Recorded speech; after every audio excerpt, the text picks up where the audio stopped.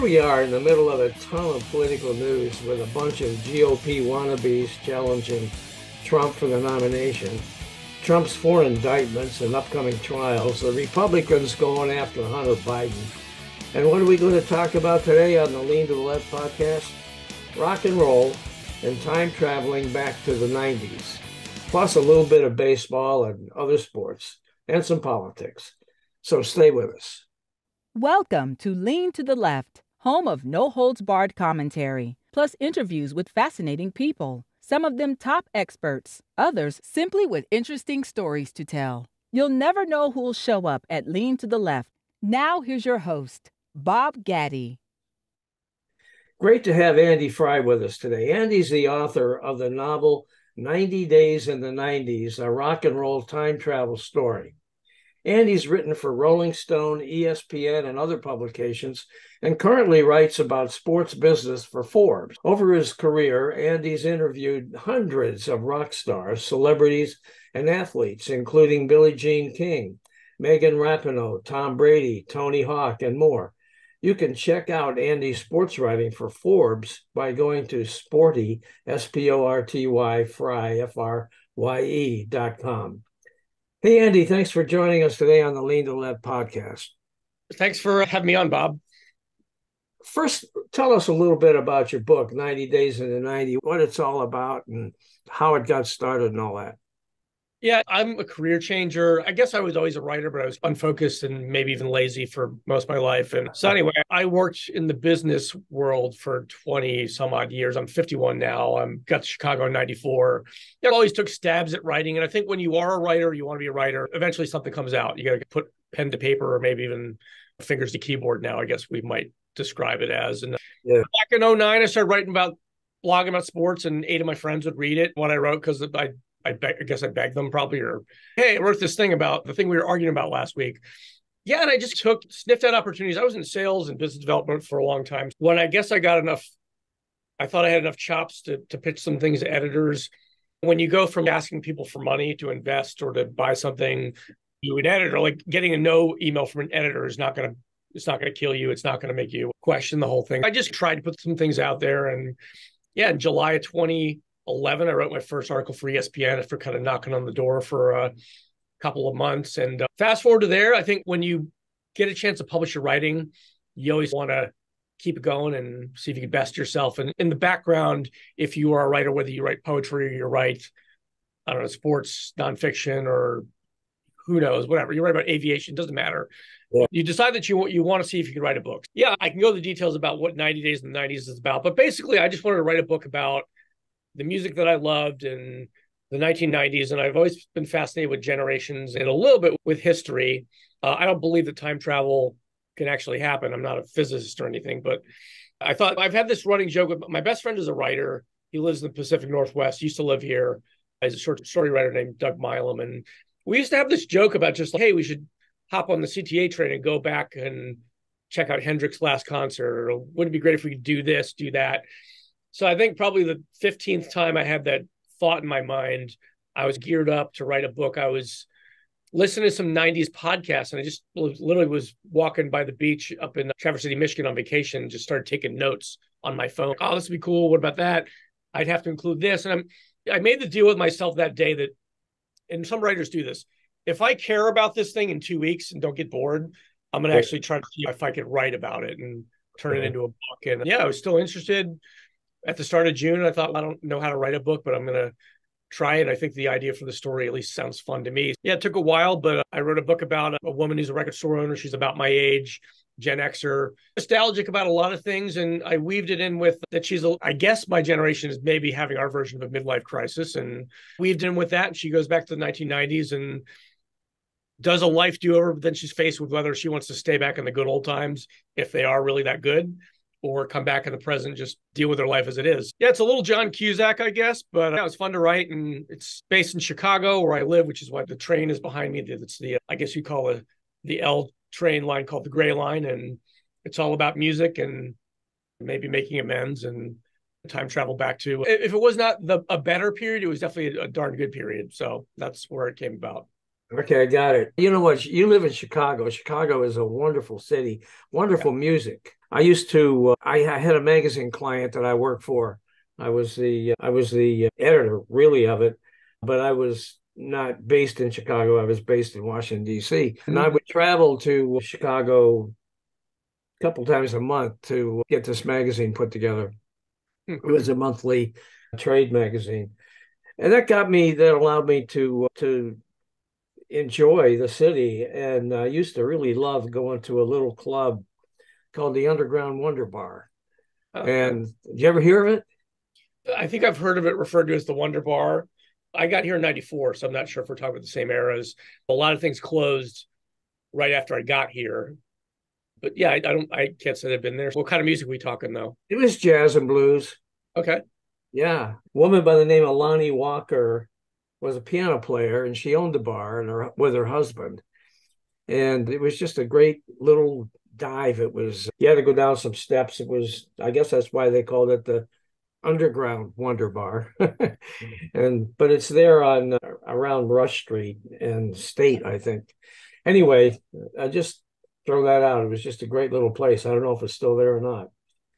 I'll do a search. Maybe I'll walk around. I don't really go down the neighborhood anymore as much ever since when I moved here, that was tourist bars. And so I was in IT for a while, and we would get these consultants in they're always from St. Louis, and they're always there to rescue the project. If they're there for 2 or 3 weeks, by the end of it, they're like, we're going to go down to Chicago. And then when I was probably almost 30 at the time. And of course, they asked like the 20-year-old at the company, like, where should we go to go downtown Chicago? And they tell them to go to Division Street, where it's like, they're going to get hit on by sleaze bags. They're going to drink overpriced, crappy beer. And I was like, I would always go to them afterwards, be like, don't listen to what that kid said. If you want to go here, you want to go here. What kind of food you want? Don't go to the touristy place. But things change, though. Yeah, for sure. Neighborhood changed, I'm sure. Your books about the 90s and about music in the 90s, that decade brought us the Gulf War, a recession, Bill Clinton, the reunification of East and West Germany, the launching of the Hubble Space Telescope from the space shuttle, and the birth of the internet. Yeah. But what about the music of the 90s? What about the music? What is it about the music of the 90s that captures people? I think it was, so if you take a survey of music history in the 90s, whether you're watching a CNN documentary or picking up something that Rolling Stone or Spin published, it's always started with Nirvana and their first full-length album, Nevermind, which was put out by Geffen, and the single Smells Like Teen Spirit. And also, I think you got to give credit to the video on MTV, had a very iconoclastic sort of kids in a high school pep rally they don't want to be at. And then all of a sudden, hell breaks loose, and they're just like, the kids suddenly, the cheerleaders have to have tattoos, and Kurt Cobain's smashing his guitar around. And I think there's more to it than that. I remember, so I went to college in the 90s, went to high school in the 80s, I graduated in 1990. So in the spring of 1990, some things were starting to happen, like the Pixies and The Cure had been out. So the alternative thing was starting to happen. Madonna's single Vogue was blowing up. So pop was still alive. And it was the first time that Madonna evolved into, here's a new thing that she's doing she's not faking, and it's work. It was all about authenticity, I think. Mm-hmm. And other than besides Guns N' Roses, the biggest hard rock band in the world was these 4 black men from New York City called Living Colour, who had dominated the rock charts. So I told you that we were going to get away from airbrushed, polished corporate rock stars for a while, and the sort of pseudo-decadent hair metal that was more pizzazz. There's some bands with good albums and good songs, but a lot of it was about show. And I think I can't really say that a switch completely flicked at one point. We tend to think that it did. So the music went from showy, big Los Angeles record company label, here's what we think you want to see, to, hey, here's 3 guys in a band or a woman lead singer doing her own thing, like Alanis Morissette, writing songs in their terms, playing their own instruments, writing their own songs. And if they feel like wearing a t-shirt and jeans on stage, that's the way it's going to be. And that's the real them. So I think it was all about authenticity and variety and really diversity. And I use that in terms of all kinds of music were big in the 90s, where you tend to think about it as grunge, but you had singer-songwriters like Lisa Loeb and Alanis Morissette doing their thing. You had new evolutions of punk. You had just weird bands that never would have made it definitely not now or any other time, like Fishbone or the Beastie Boys coming back and doing their thing. That it was just all about authenticity. And I think, yeah, it fed off of our socio-political system, and people just kind of wanted less BS in the 90s. And I think we got some of it. We also got a life without as much pizzazz and glam and corporate stuff shoved down our throat, at least at first. Yeah, how would you compare that to today's music? So I have a 17-year-old, and I live in the city, so I can't speak for all Gen Zs, but it seems like they are like us, more curious about music. You can jump on Spotify, you can jump on Apple Music right now, and if someone tells you about Sun Ra, he was a jazz artist who sung about nuclear war, you can jump on and see what that sounds like and see if it sounds interesting to you. My kid and his friends, I just took my kid to his first real punk show. I saw the Subhumans at a little club. So there's the old punks were there. I was there. My kid and three of his friends were there, and they're 15, 16, 17. And these guys are like 65, and they're slagging off the Queen and going off about companies that want to just use your labor and not pay you enough. Like, all the old punk stuff is still there. So what I'm seeing from the kids is that there's a curiosity, and then so there's this supply demand thing that is happening, and that some of it is bands that have been around for a while, like L7 and the English Beat. They're still alive. They still have a living to make. They're not going to put out a record the same way they did 25 years ago, but they'll tour 30 cities. They'll get people like me to pay $65 a pop to go see them. Sure. And then you have bands influenced by them. So I think it's not in a bad way, a rehash of what we saw in the 90s now. Obviously, there's as much gratuitous, empty pop as you want. But Taylor Swift is taking over the world right now. And, of pop bands, she a couple weeks, maybe a week ago, she brought on this band that is her favorite band, this band called HIJACKED. It's three women from Southern California who play their own instruments, write their own songs. And I'm not going to pay $1,000 to go see Taylor Swift. But the point is, she writes her own songs. It's a little different. She plays her own instruments, but she brought out this band that she likes that was more small scale than her, well known, but not as big as Taylor Swift, to come out and represent her and say, this is the kind of music that I like, that I want to share with you. They're the real deal. She could have easily had the next wannabe Ariana Grande open up for her, but I think authenticity and interest in different things is back. I don't know that music is ever any different than it was before, but it keeps renewing itself. And there's a whole lot out there for someone who wants to explore something just besides what they stuck on the radio for you to listen to. Okay, I want to move a little bit into baseball, but before we do, I want to give you a chance. If there's anything else you'd like to say about your book, go ahead. Sure. Yeah. So 90 Days in the 90s is a story about Darby. She's a record store owner. I think, like, the way that I wrote it, at least I hope the way I wrote it, was you don't have to be into the same type of music that I am or the characters are to enjoy it. There's a lot. I think I'm just fascinated with pop culture in a way, and I included a lot from various decades, so that you don't need to be an expert on Rage Against the Machine's catalog or name even one of their songs to enjoy it. I try to make it really relatable. And I think the characters are a little quirky and funny. I'll tell you, there's a couple of movies in the 90s that I saw. Pulp Fiction is an example. When you watch Pulp Fiction, you're hanging out with Jules and Vincent. You're not just watching the movie. I'm not a gangster, but I felt like I was riding in that car with Jules and Vincent after the stakeout. I think before I thought about doing that and writing a book, whether I discovered it or not, was those kind of movies influence people of my generation. So we're all about the experience. And I think what I tried to do when I thought it out was write this book that you feel like you're hanging out with the narrator, who's a little opinionated, and the main character and her friends. And you're trying to make it an experience. So I think if you're interested in pop culture at all, or history or contemporary history, I think 90 Days in the 90s is a good fit. And if you don't know anything about music, maybe it's just a good beach read. And I read part of it in prep for this discussion today, and I saw that you weave in the Chicago Cubs a lot. Yeah. The thing is, there are a lot of people who don't care about sports, but we all know who's never present to sports.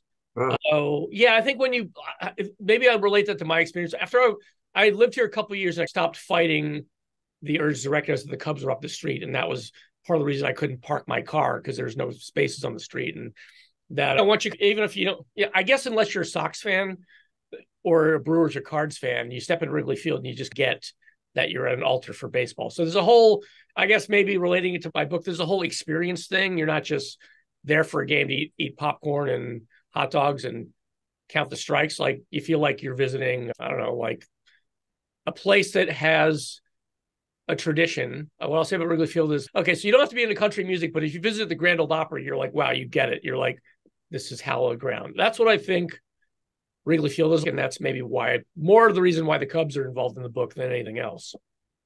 I have to tell you, I've been to Wrigley Field a couple of times, and it's been a while since before they built the stands out in left field that are the Sheffield Avenue, before that.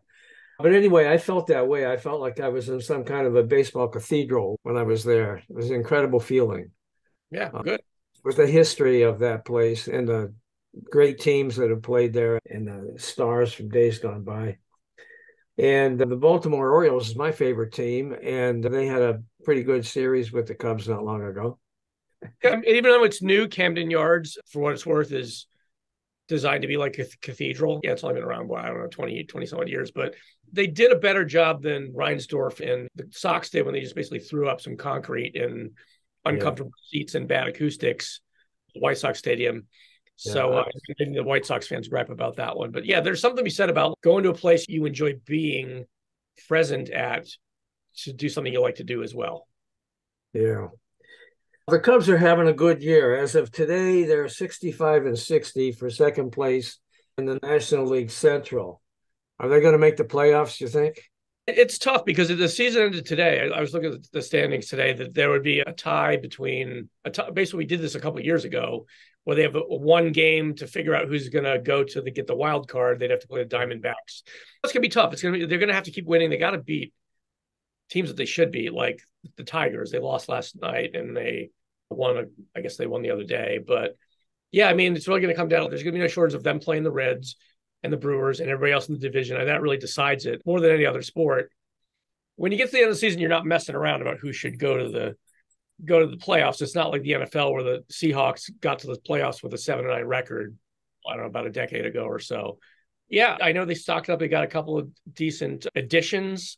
Seems like everybody's picking somebody off after the trade deadline off waivers now.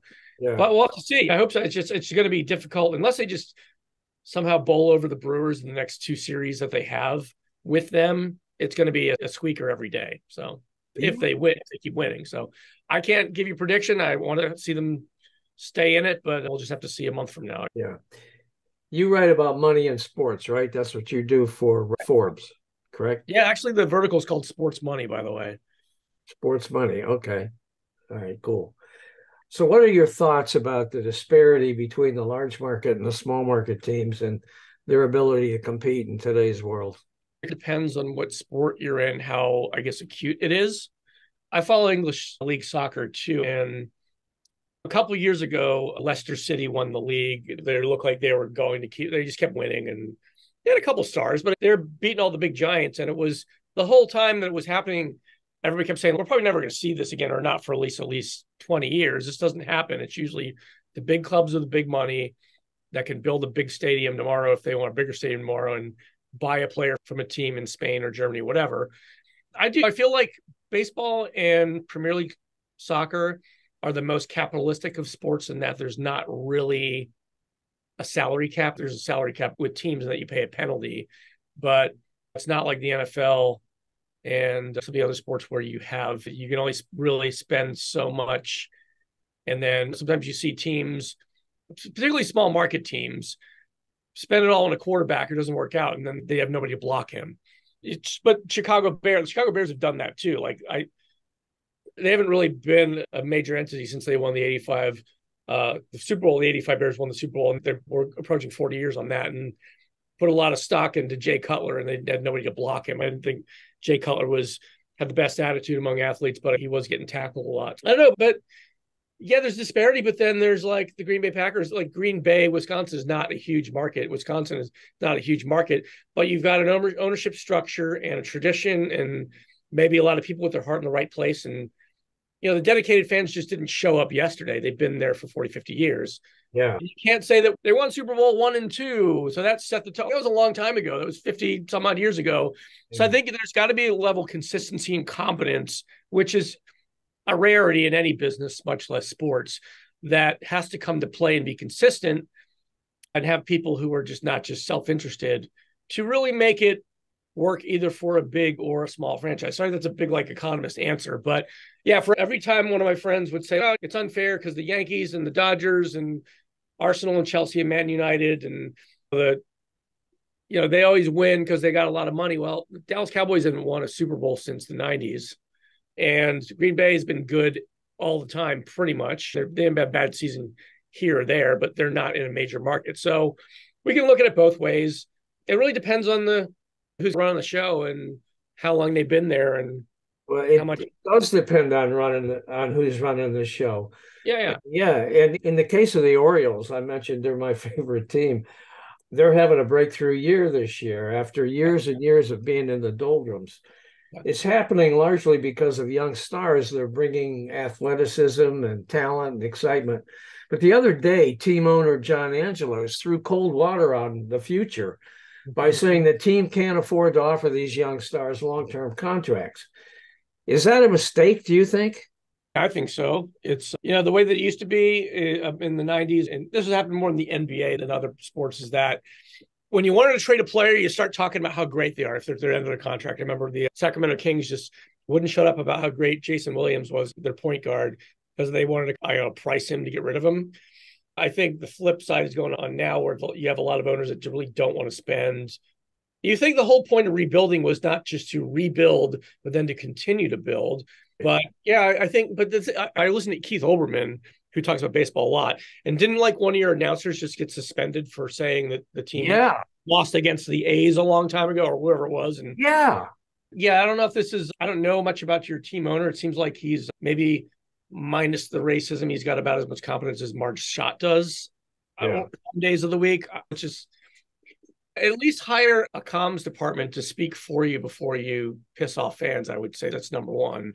I don't know what it's like to be a baseball team. That's a good idea. What strikes me is that a team like Baltimore, and they've now in I think their fourth or fifth year of being considered having the best farm system in all of baseball.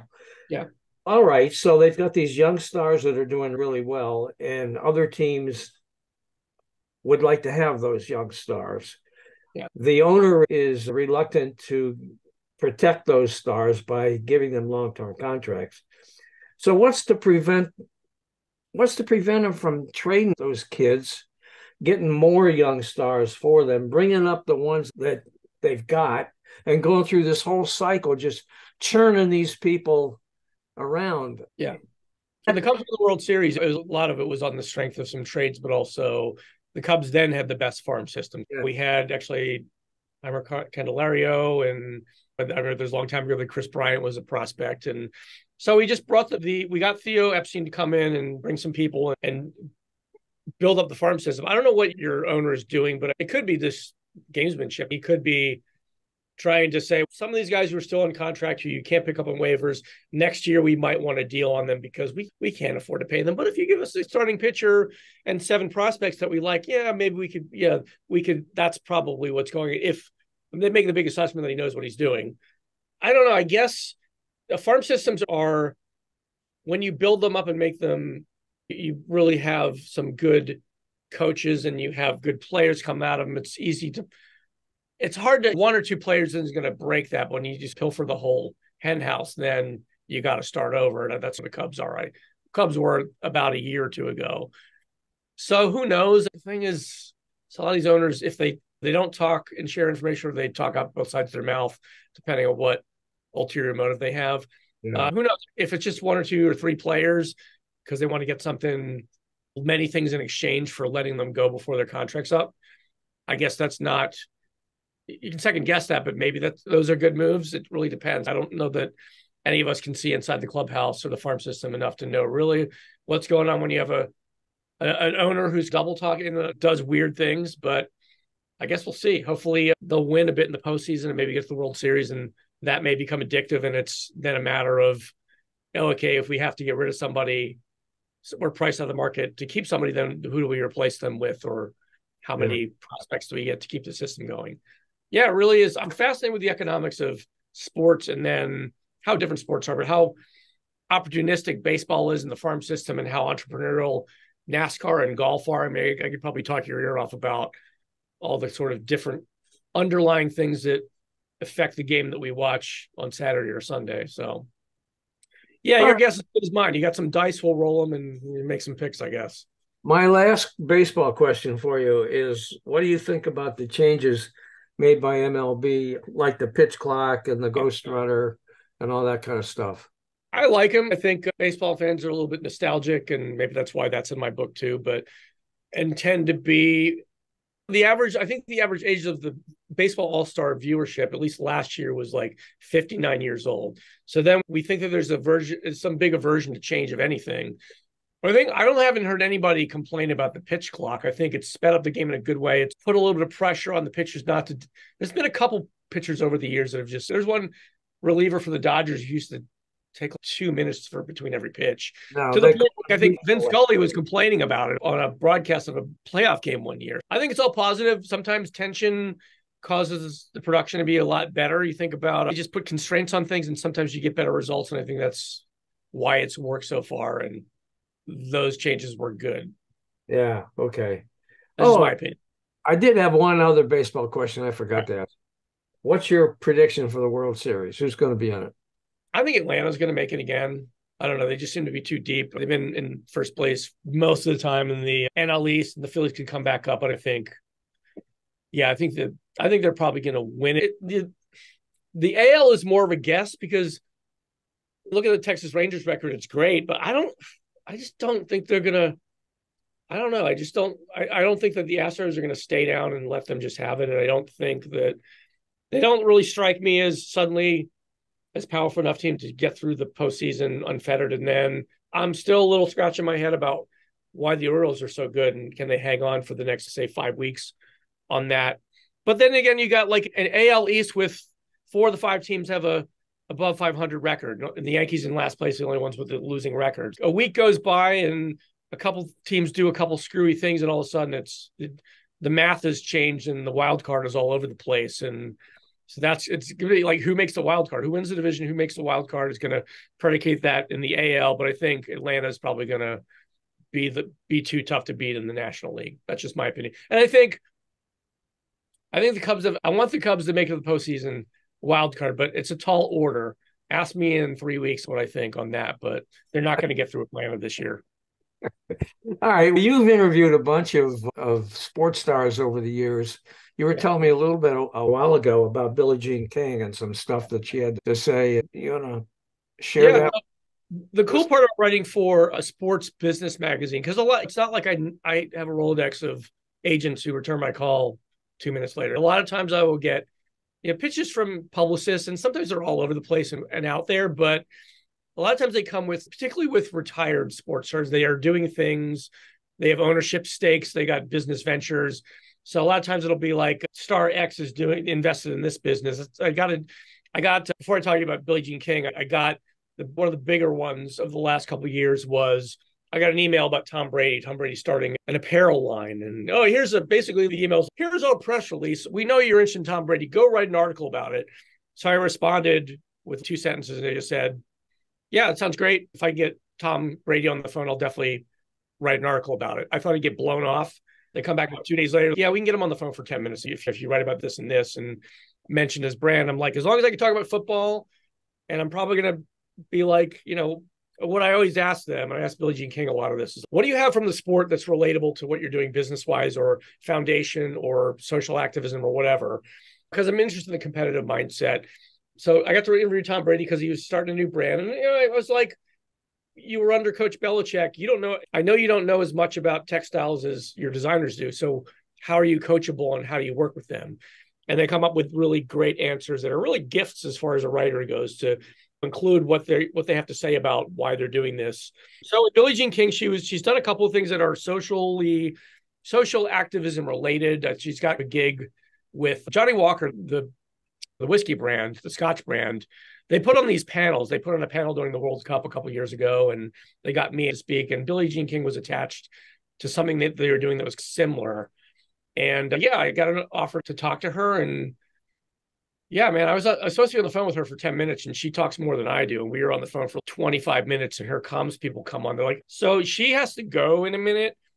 And Billie's just, no, we're talking here. It's cool. And then she's, oh, so where are you? And tell me about, she's actually interested in what I had to say about certain things and what my opinion was. And the second time I got to interview Billie Jean King, it was the daytime was the Friday of Serena's last ever match.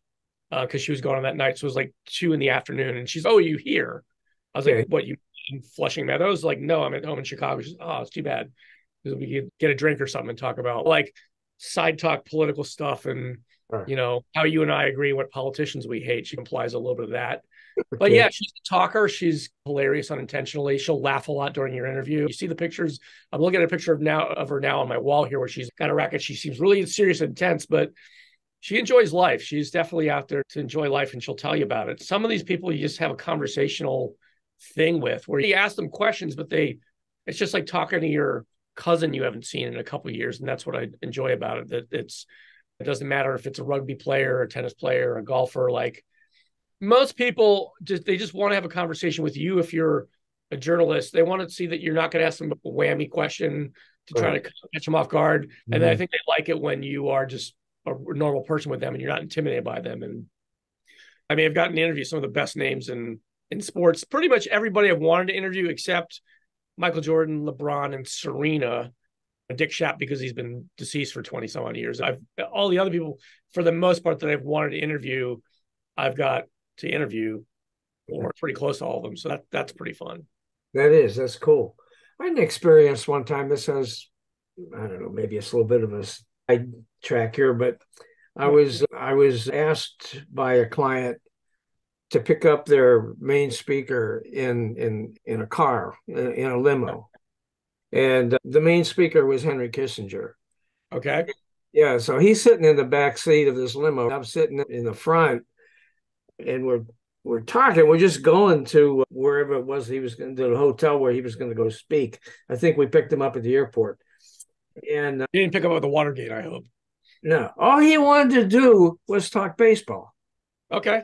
Yeah. He didn't want to talk about any of this shit that he was going to say before this business group or any of that thing. I'm all prepared to give him the lowdown on the group and what they want to hear and all that kind of thing. He didn't want to hear any of that stuff. He just wanted to talk about baseball, which I thought was really cool. Yeah, the first time one of the first people I interviewed when I switched over to Forbes was Johnny Bench. And it was, long story short, in 2018, baseball decided to have every team play on opening day for the first time ever. So there's some great commercials. There's a commercial that I saw where Johnny Bench is cold calling baseball fans. Are you going to be there? Yeah. So I decided that it was like a Thursday, Friday. I'm like, I bet if I find the publicist who's doing this, if I stalk them for a couple of days, maybe I'm going to at least ask them if I can get an interview with Johnny Bench. This is like long before all the people that I've talked to you about that. Now I've interviewed like 50 different major sports stars. In the beginning of that, before I had done any of that, I didn't know if I was going to get a response. And they're like, yeah, we can get him on. And he's going to talk a lot about barbecue, just so you know. He's going to talk, and he talked about his, like, I think he's single again. He basically said, I've got my boys live with me and I fire up my grill, and he lives in South Florida, and I get my grill as hot as it can be. I get the hot dogs and burgers, so I get my kids out of the way, and then I do my steak the way I want to. And he had a special rub, and he wouldn't tell me what was in it. He wouldn't give me the recipe, but he wouldn't even tell me what was in it. And then he's talking about how he uses his air fryer for like different sides. And I was averse to the air fryer forever. I just used it to make some mahi tacos for lunch. So I get the whole, like, I don't like the word foodie, but whether you're into like Italian, like I say that the food that I make is peasant food because I don't follow recipes. I like a lot of spicy garlic. I'll send you a bottle of my favorite hot sauce. It's called Quanda's. It's made by a drag queen in Brooklyn. I like just mixing things up. And so when I talked to a Hall of Fame baseball player, we talked a little bit about being a catcher, but we mostly talked about food. That's cool. Pretty awesome. Just talk about tacos and steak. That is cool. I can't really complain too much about. Yeah. Well, I was watching the O's game the other night and on MLB TV, and there was an ad with this little old lady. She's in her kitchen. She's making a strawberry pie. Yeah. And she says, I like helping people. Sometimes all it takes is a piece of pie. And so anyway, I saw this strawberry pie. I think I'm going to make a strawberry pie. I went online, got myself a recipe. All I needed that I didn't have was some strawberry jello. So I went to the store and got some strawberry jello and some whipped cream. Man, I made this strawberry pie. It was fabulous. Nice job. I just finished it yesterday. My mom used to get books by the Charleston Cake Lady. I think she goes by the Charleston Cake Lady. I don't think she's alive anymore, but my mom was doing she's a nurse practitioner, consultant, and she was in, I want to say like wherever she lives, Savannah or not Savannah, like Columbia and I'm going to look up the Charleston Cake Lady and just tell her I'm a big fan. And she met her. I think she went to her studio kitchen and met the Charleston Cake Lady, who like talked about their son. They talked about, I don't know if they talked about me, but they talked about their sons over a slice of cake, which is like her shtick, the Charleston Cake Lady. So yeah, someone's famous or accomplished, like you make a connection with them, reach out to them. Like people are just people. And right. I thought you were going to tell me that you made that strawberry pie and it didn't work out, but maybe you follow recipes better than I do. So actually, I did follow the recipe and it worked out pretty well. I don't bake. You got to follow the recipe. Really simple. It's like 4 steps. It's not hard. And now I'm going to try to adapt that same recipe to a peach pie. I love peaches. So I want to make a peach pie and I'm going to try doing the same thing. Anyway, now the last thing I wanted to do was to move a little bit into politics. You said you had some thoughts about Russia and Ukraine war. Tell me about that. So when I live in the city. I've lived in the city ever since I was in 1994, and I have a lot of obviously very socially liberal friends. Like I was pro gay rights, not to say like before it was cool, but maybe it was a generational thing. Certain things you just knew that were going to change, but maybe generationally, like we grew up in the shadow of the Cold War. I'm fascinated with the Cold War, but yeah, it's weird because we can have conversations about this all day long. That all the things that Biden is doing to support Ukraine, if he was a Republican and if Reagan did it or George Bush 1 did it, would be nominated for the Peace Prize, Nobel Peace Prize. But it's weird. It's just, I don't know. Maybe this is like me coming back from writing my time travel novel. I'm just like, why are we at a place where Republicans are pro-Russia or don't care? We have went to college in Ohio and Kentucky's just over the line. And to hear, what's his name? I call him Ayn Rand Jr., Senator Rand Paul, say that Ukraine's just part of Russia. It just blows my mind that we're there after 60 years of NATO. And I think it's going to continue to go bad for Russia. I'm interested to see now that I can't pronounce his last name, but the head of the mercenary group, Wagner, went down on a plane today. And I wonder if Putin signed his own death warrant with the loyal members of the brigade, maybe going to cause some problems there. But a lot of my friends are very like liberal, peacenik, war's never the answer. And I agree with that to some degree, but I also wonder if we're at a place where, when if it doesn't go too badly, we don't end up with a nuclear war, that we, have to treat Russia the way that we treated Nazi Germany after 1945. You got to, I don't know, split up the country or occupy it somehow, or even just put in some things that are major constraints to keep them from doing it again. And ever since Putin's been in power, Russia's been a threat in small forms and big. All right. Last thing I wanted to ask you about is the presidential sweepstakes and the Trump indictments. What are your thoughts? Yeah, Trump indictments, it seems like it's been going too slow for too long. I'm not a super fan of Merrick Garland. Put a beer in me, I might call him milquetoast Merrick Garland, because I don't really think that he's done. Yeah, I agree with you. I think we're all at the place where we fear that democracy's at risk and justice doesn't mean the same thing that it used to. And that plays into that when we're dancing around with somebody who on any given day will say we need to start a civil war. Yeah. But it's interesting to see Trump and the other guys turn themselves in Georgia and have to be booked. And I guess we'll see if we get a mugshot before the end of the week of Trump. But I think that all the underlings, the other band of the 19 indicted, I'm wondering who's going to plead guilty, who's going to deal. If you are somebody that we've never heard of before, you're Jenna Ellis, or you're somebody who doesn't have millions of dollars, how long are you going to build up legal bills just to stand by your man here? So that's going to be the interesting part, and to see who flips. And I don't know. That's a sweet. They're all bitching. They're not getting any help to pay their legal bills from Trump. What did you expect? Of course, Trump isn't even really paying bills. He doesn't ever pay his bills. Yeah, I know. That's the other thing I love it when I studied economics in college as a part of my study, and I always love it when, first off, when people make this argument that, oh, I can't hire workers for a restaurant because nobody wants to work hard because they don't want to work for $2 in tips when they get a job at Amazon with benefits for $20 an hour. Capitalism is treated like this thing that's only benefiting, I guess, wealthy people.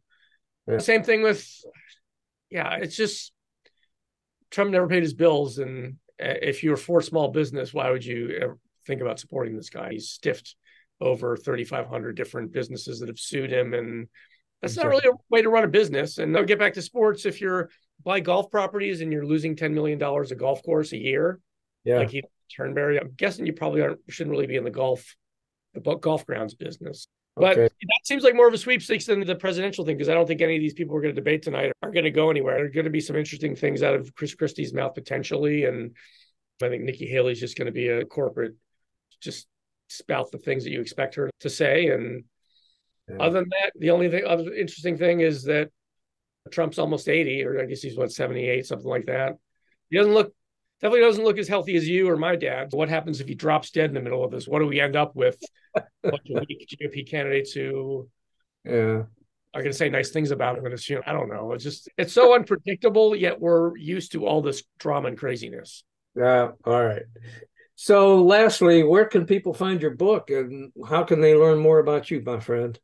Yeah, I go to andyfrye.com, or if you want to just check out the book, it's on Amazon. Obviously, if you're shopping for Q-tips, you can just type in the name of the book, even spelt wrong, and it'll come up. If you don't want to get Jeff Bezos more dumb-looking cowboy hats and you want to buy from your local bookstore, they can order it just like anybody can. Or if you want a signed copy, just go to 90daysintheNineties.com. I'll sign a copy and send it to you. Or you got a friend or a dad or a brother or sister or anybody who's diehard into music or pop culture history, it's definitely a good gift, I think, for that. I've had a lot of people buy the book for their Pearl Jam loving uncle or their sister who loves Melissa Etheridge, and they just want to read about the good old times again. Yeah, I say go independent, order from me or for a bookstore.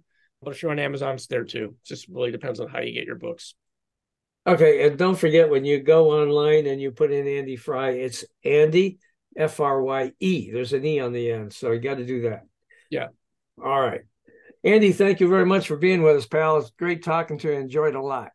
Yeah, thanks a lot. Good talking to you. Hey, guys, I hope you enjoyed this Lean to the Left video and that you learned something as well.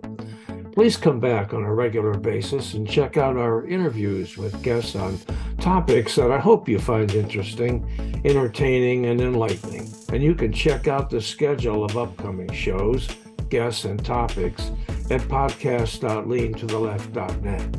You can also subscribe to our audio version there or to our video shows here at YouTube.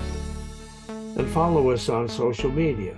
Facebook at the Lean to the Left Podcast, Twitter at Lean to the Left 1, Instagram at BobGaddy_Lean to the Left, and TikTok at Lean to the Left. Our goal is to be informative and entertaining as we and our guests comment on the latest developments in the news and about the social issues that concern us all. This is Bob Gaddy signing off for Lean to the Left. Thanks for sharing your time with us.